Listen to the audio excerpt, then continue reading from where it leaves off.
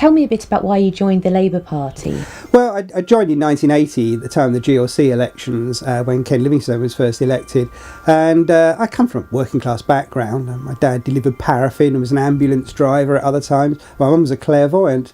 So I kind of had seen what working class life is like back in the 1950s and 60s when I was growing up, and I just felt that working class people needed a better deal. And I think through university and after that got interested particularly in environmental issues and animal rights actually as well, and through that route got into the Labour Party, and I think got involved in the broader labour and trade union movement. Why do you want to be the MP of Hastings and Rye?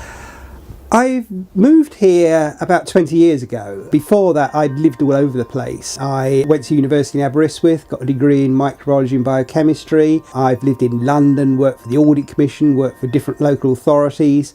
So I have a background in local government and hadn't lived anywhere for very long. But when I moved to Hastings 20 years ago, really adopted this as my town, my home, and Hastings and Rye indeed. I spend a lot of time out in the rest of the constituencies just out of pleasure and leisure. So it's an area that I'm very familiar with. I was very privileged to get elected to Hastings Council back in 1999, and then, although very sadly with the death of Jeremy Birch, became its leader 2 years ago.